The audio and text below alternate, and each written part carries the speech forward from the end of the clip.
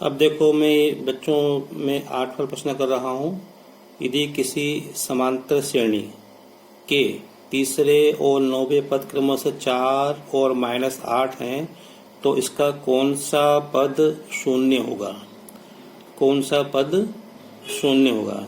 तो अपन क्या करेंगे, पहले अपन को इसमें सबसे पहले हमको प्रथम पद और सार्वंत्र मालूम होना चाहिए। श्रेणी तो एक ही है, उसी श्रेणी के तीसरे और 9वें पद की बात की गई है, तो हम इसमें पहले प्रथम पद और सार्वंत्रम मान लेंगे। देखो, अब हमें मालूम है ए एन बराबर ए प्लस एन माइनस 1 डी होता है। और मैंने आपको एक बात पहले बताई थी, मैं आपको फिर से बता रहा हूँ यहाँ पे। जैसे हमको यहाँ पे ये पूछे तीसरा पद, तो तीसरा पद क्या होगा? A3 बराबर ए प्लस 2D। 9वां पद क्या होगा? A9 बराबर ए प्लस 8D। अगर आप इसको ध्यान में रखेंगे तो आपका समय कम लगेगा। तो यहाँ पे ये दूसरा पद, तीसरे पद को अपन कैसे? A3, तो A3 बराबर क्या हो जाएगा? A plus 2D। यहाँ पे एक कम हो जाएगा ना। और ये अपने को दिया है, ये अपने को तीसरा पद दिया है, ये तीसरा पद दिया है हमको। कितना दिया है? ये दिया, देखो आप, तीसरा पद 4 दिया है, 9वां पद -8 दिया है। तो तीसरा पद 4, मतलब इसके स्थान पे मैंने 4 लिख दिया यहाँ पे। और 9वां पद A9 A प्लस 8D, ये हमको दिया है कितना? -8 दिया है। बस अब इसको ध्यान मत दो, आपके पास दो समीकरण मिल गए। A प्लस 2D बराबर 4, A प्लस 8D बराबर -8। अब इनको हल करना है, जैसे अपन एक्स वाई के लिए हल करते हैं वैसे A और D के लिए हल करना है। तो सीधे अपन घटा देंगे। घटाने पे क्या हो जाएगा? ये चिन्ह बदल जाएंगे इनके। तो A से A कट जाएगा, 2 में से 8 जाएगा तो -6D। और ये दोनों जुड़ जाएंगे, 4 और 8 12। ठीक है, तो D बराबर आएगा 12/6 माइनस के, तो -2 आएंगे। D का मान क्या है? -2। अब हमें A का मान निकालना है, तो ये D का मान इसमें रख दो, समीकरण 1 में रख दो। तो ये हो जाएगा A प्लस 2 गुणा -2 बराबर 4। तो ये हो गया A प्लस 2 दूनी 4, तो माइनस के आएंगे ये बराबर 4। इस 4 को ले जाओ तो A बराबर 4 प्लस 4 बराबर 8। अब हमको A और D मालूम पड़ गए। A कितना है? 8, D कितना है? -2। तो हमें क्या दिया है? हमको ये निकालना है इसके अंदर कौन सा पद, मतलब हमको n का मान निकालना है। n के किस मान के लिए जो nवां पद होगा वो शून्य होगा। तो माना nवां पद शून्य होगा। इसका मतलब क्या? इसका मतलब है an बराबर 0। ठीक है, तो यहाँ पे हो जाएगा। अब फिर हम इसी को लिखेंगे, ये लिखेंगे an बराबर a plus n minus 1 an बराबर a प्लस n माइनस 1 गुणा d। an तो कितना? 0 है। और a कितना निकाला? अभी हमने 8 निकाला, प्लस n का मान निकालना है। d कितना आया? -2 आया d। तो ये बराबर 8 प्लस -2 का गुणा इसमें कर दो, तो -2n आएंगे और +2 आएंगे। ये गुणा करते आना चाहिए, प्लस माइनस का ध्यान रखना। तो 0 बराबर 8 हो तो 10, 10 माइनस 2n, ये माइनस वाली संख्या इधर ले आओ, तो इधर 2n प्लस 0 बराबर 10 हो जाएगा। तो 2n को इसमें जोड़ेंगे, 2n ही आएगा। तो n बराबर आएगा 10/2 बराबर 5। तो n का मान कितना आएगा? 5। 5वां पद शून्य हो जाएगा। इसको हम वेरीफाई भी कर लेते हैं। देखो कैसे? देखो, A का मान कितना था? A का मान था अपना 8। D कितना है? माइनस में, तो घटाएंगे तो 6 आएगा। फिर क्या आएगा? 4 आएगा। फिर क्या आएगा? 2। फिर 2 में से 2 जाएगा तो 0। देखो, पहला, दूसरा, तीसरा, चौथा, 5वां पद शून्य आ रहा है कि ना? तो ये वेरीफाई भी हो गया, सत्यापन हो गया। हालांकि अपने को करना नहीं है, अपने को तो केवल प्रश्न यहीं तक करना है। ठीक है,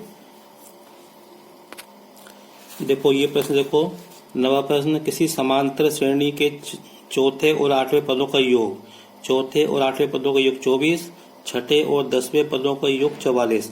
अब देखो, इस प्रश्न में हमको तीसरा पद 4 दिया था, 9वां पद -8 दिया। इसमें ऐसा नहीं दिया, इसमें हमको तीसरे, चौथे और 8वें पदों का योग दिया है, छठे और 10वें पदों का योग दिया है। तो AP के प्रथम 3 पद ज्ञात करो। अर्थात हमको पहले जो है प्रथम पद और सार्वंत्र हमको निकालना पड़ेगा। तो देखो कैसे करेंगे। तो an बराबर a प्लस n माइनस 1 गुणा, तो चौथा पद क्या होगा? A4 बराबर A प्लस 3D और 8वां पद क्या होगा, A8 बराबर A प्लस 7D। अब प्रश्न में क्या दिया, इन पदों का योग मतलब A4 प्लस A8। प्रश्नानुसार ये A प्लस A8 दिया है, कितना दिया हमको, 24 दिया है, इनका योग 24। अब इसका मान क्या है, ये है, तो इसके स्थान पे ये रखो, इसके स्थान पे ये रखो, तो A4 के स्थान A प्लस 3D और ये प्लस ये लगाया मैंने, इसके स्थान पे A प्लस 7D बराबर 24। अब देखो हमको इतनी प्रैक्टिस होनी चाहिए कि जैसे हमने ये लिख दिया, अब इसके बाद सीधे हम ये लिख के, ये हमको लिखने की जरूरत नहीं पड़े, मतलब ये लिखें और इसके सामने हम ये लिख दें। चलो A प्लस एक क्या हो गया, 2A हो गया, 3D प्लस 7D कितना हो गया, 10D हो गया बराबर 24 हो गया। अब यहाँ से इसको अपन और सरल कर सकते हैं, तीनों में 2 का भाग दे दो, तो A प्लस 5D बराबर 12। तो ये हमको एक समीकरण मिल गया। ऐसा ही हमको दूसरा समीकरण मिलेगा। पुनः देखो क्या लिखा है, छठे और 10वें पद का मतलब A6 प्लस A10, पुनः A6 प्लस A10, ये कितना दिया हमको, 44 दिया है। तो A6 मतलब क्या हो गया, A प्लस 5D और A10 हो गया A प्लस 9D बराबर 44।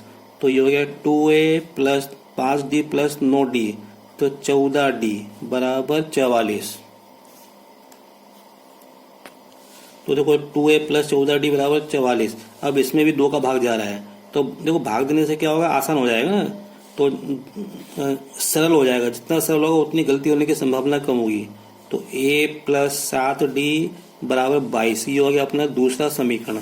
अब इन दोनों को हल करना है, A प्लस 5D बराबर 12 और A प्लस 7D बराबर 22। ये समीकरण हमने 1 लिख लिया, इसके नीचे समीकरण 2 लिख दिया। घटाने पर तो चिन्ह बदल जाएंगे, इससे कट जाएगा 5 में से 7 के माइनस के 2D और 12 में से 22 जाएंगे तो कितने बचेंगे, 10 बचेंगे माइनस के। तो ये कट जाएगा, माइनस के माइनस कट जाएगा, तो D बराबर कितना आएगा, 5। अब हमको A का मान निकालना है, तो D का मान इसमें रख दो यहाँ पे, तो हो जाएगा A प्लस 5 गुणा 5 बराबर 12, तो 5 25, तो 25 उधर ले जाओ, तो A बराबर 12 माइनस 25, तो ये आएंगे 13 आएंगे। तो A का मान कितना हो गया, 13 हो गया। तो A का मान 13, D का मान 5। तो बस अपने को 3 पद बताने हैं, ये तो पूछा प्रश्न में, प्रथम 3 पद। तो पहला पद तो ये रहा 13, दूसरा पद क्या होगा, 13 5 18 और उसके बाद 23, 18 5 23। तो ये हमारा उत्तर हो गया, 3 पदों का समांतर चुनेगा। ठीक है बच्चों, अब ये 10वां प्रश्न कर रहा हूँ, इसमें 0 और 50 के बीच की विषम संख्याओं का योग निकालना है। विषम संख्या क्या होती है, 0 50 के 1 3 5 7 है ना, और 50 से कम क्या 49 के पहले 47। तो ये 0 लिखा और यहाँ पे 50 लिखा, तो 0 और 50 के बीच में विषम संख्या 1 3 5 7। देखो इसका प्रथम पद कितना, 1, सार्वंतः कितना होगा, है ना 2 होगा, और अंतिम पद 49। यहाँ तक देखना अपने को, केवल 50 की गिनती नहीं करना है ना ये। तो प्रथम पद A बराबर 1, सार्वंतः D बराबर 3 माइनस 1 बराबर 2। यहाँ से यहाँ तक मान लो n पद हैं, तो अपने को पदों की संख्या निकालनी है ना, तो पदों की संख्या नहीं मालूम, तो यहाँ पे an मतलब अंतिम पद, ये दिया कितना 49। अब देखो अपने को इसमें योग निकालना है इनका, तो पदों की संख्या तो मालूम होनी चाहिए, पदों की संख्या नहीं मालूम। भाई 2 सूत्र होते हैं, दोनों अपन लगा सकते हैं, लेकिन दोनों पदों में n तो आता है, n भी आता है, a भी आता है। तो पहले अपने को पदों की संख्या निकालनी पड़ेगी, पहले n का मान निकालना पड़ेगा। तो इस सूत्र से निकालेंगे, an बराबर a प्लस n माइनस 1 गुणा d। n कितना 49, a कितना है 1, n माइनस 1, d कितना है, d है 2। तो ये 49 बराबर 1 प्लस 2 का गुणा करो, तो 2n माइनस 2, तो ये जाएंगे 49, 1 में से 2 घटेंगे माइनस के 1 आएंगे, इधर आएंगे तो प्लस के हो जाएंगे, बराबर 2n। यहाँ से 2 हटाएंगे तो बटे में आएंगे, 49 से 50, बटे 2 बराबर n। अब n चाहे इधर लिख दो चाहे इधर लिख दो, तो कितना आया 25 आया। n का मान 25 आ गया। बस अब क्या करना है, तो योग निकालना है। तो Sn बराबर n बटा 2a प्लस n माइनस 1। कोई सा भी सूत्र इसमें अपन लगा सकते हैं। वो मैं पहला सूत्र लगा रहा हूँ। n का कितने पद है, 25 पद हैं, बराबर, तो ये हो जाएगा 25 बटे 2 गुणा a का मान कितना है 1 है, प्लस 25 माइनस 1 लिख दो, 25 माइनस 1, d का मान 2, तो ये हो जाएगा 25 बटे 2, या 2 1 कम 2, प्लस 25 में से 1 गए 24 दूनी 48, तो ये हो जाएगा 25 बटे 2, 48 2 50, 2 का भाग 25 में देंगे तो 2 का भाग 50 में देंगे 25 बार, 25 का 25 में गुणा 625 आएगा। तो ये आएगा 25 पदों का योग कितना हो गया, ये 625। कहने का मतलब ये है कि 0 और 50 के बीच में विषम संख्याओं का योग कितना होगा 625। ये हमारा उत्तर हो गया। Thank you. अगर आपको मेरा वीडियो पसंद आया हो तो इसे लाइक करें, शेयर करें और सब्सक्राइब करें ताकि आपको आगे के वीडियो मिलते रहें। Thank you.